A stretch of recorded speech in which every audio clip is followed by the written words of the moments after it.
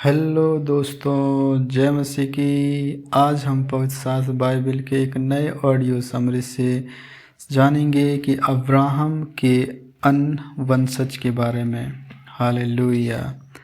तब अब्राहम ने एक और पत्नी ब्याह ली जिसका नाम कतूरा था।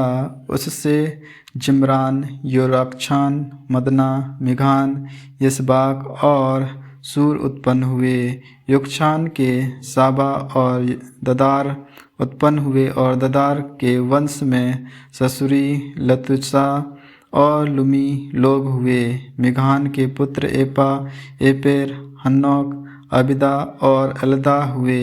ये सब कतूरा की संतान हुए।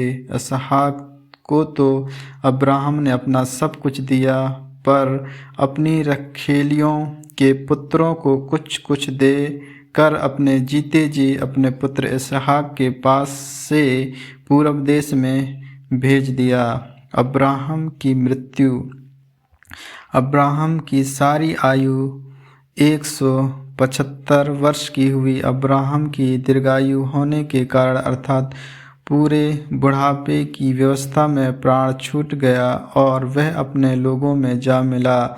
उसके पुत्र इसहाक और इस्माइल ने हित्ती सोहर के पुत्र एम्प्रोन की मेमेर की सम्मुख वाली भूमि में जो मकपेला की गुफा थी उसको मिट्टी दी, अर्थात जो भूमि अब्राहम ने हित्तियों से मोल ली थी उसी में अब्राहम और उसकी पत्नी सारा दोनों को मिट्टी दी गई। अब्राहम के मरने के पश्चात परमेश्वर ने उसके पुत्र इसहाक को, जो लहरोई नामक कुएं के पास रहता था, आशीष दी। इस्माइल की वंशावली। अब्राहम का पुत्र इस्माइल जो सारा की मिस्री दासी हाजिरा के से उत्पन्न हुआ था, उसकी यह वंशावली है। इस्माइल के पुत्रों के नाम और वंशावली ये हैं, अर्थात इस्माइल का जेठा पुत्र नबायोत, फिर केदार, अदबेल, मिस्बामास, मिस्मा, दूमा, मस्मा, हदर, तेमा, यतूर, नापीसा और केदमा। इस्माइल के पुत्र ये ही हुए और इन्हीं के नामों के अनुसार इनके गांव और छावनियों के नाम भी पड़े, और ये ही 12 अपने अपने कुल के प्रधान हुए। इस्माइल की सारी आयु 137 वर्ष की हुई, तब उसके प्राण छूट गए और वह अपने लोगों में जा मिला। उसके वह हबीला से सूर तक, जो मिस्र के सम्मुख अश्शूर के मार्ग में है, बस गए और उसका भाग उनके सब भाई बंधुओं के सम्मुख पड़ा।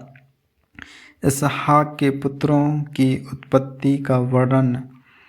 अब्राहम के पुत्र इसहाक की वंशावली यह है। अब्राहम से इसहाक उत्पन्न हुआ और इसहाक ने 40 वर्ष का होकर रिबका से, जो पद्रनारामक की वासी अरामी बेतुएल की बेटी और अरामी लाबान की बहन थी, विवाह के लिए इसहाक की पत्नी बांझ थी। इसलिए उसने उसके निर्मित यहोवा से विनती की और यहोवा ने उनकी विनती सुनी। इस प्रकार उसकी पत्नी रिबका गर्भवती हुई। लड़के उसके गर्भ में आपस में लिपट के एक दूसरे को मारने लगे। तब उसने कहा, मेरी जो ऐसी ही दशा रहेगी तो मैं कैसे जीवित रहूँगी।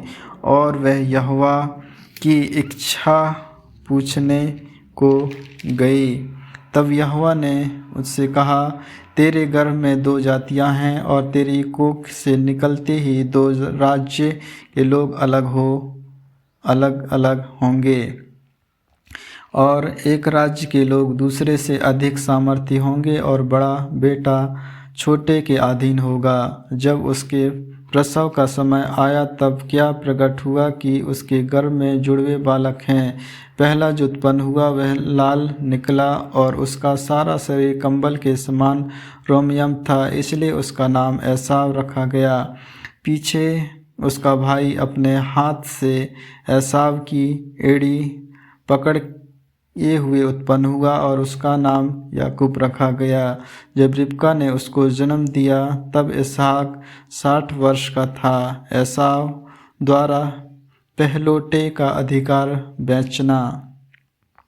फिर वे लड़के बढ़ने लगे और एसाव तो वनवासी होकर चतुर शिकार खेलने वाला हो गया, पर याकूब सीधा मनुष्य था और तंबुओं में रहा करता था। इसहाक एसाव के अहेर का मांस खाया करता था, इसलिए वह उससे प्रीति रखता था, पर रिबका याकूब से प्रीति रखती थी।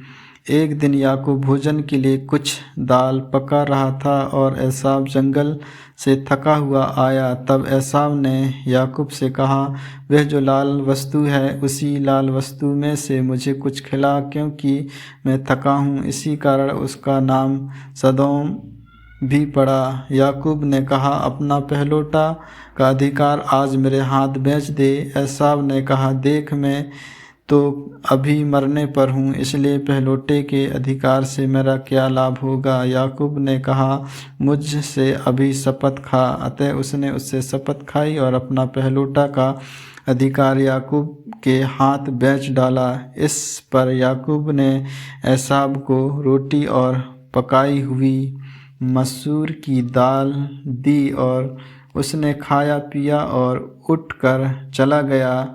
यूँ एसाव ने अपना पहलोटा का अधिकार तुच्छ जाना। आमीन आमीन। प्रभु इन्हीं वचनों को सुनने के द्वारा आप सबों को आशीष दे। आगे के और भी ऑडियो समरी सुनने के लिए पवित्र बाइबल ऑडियो स्टोरी चैनल को लाइक और सब्सक्राइब करें। सभी प्रिय भाई बहनों को जय मसीह की।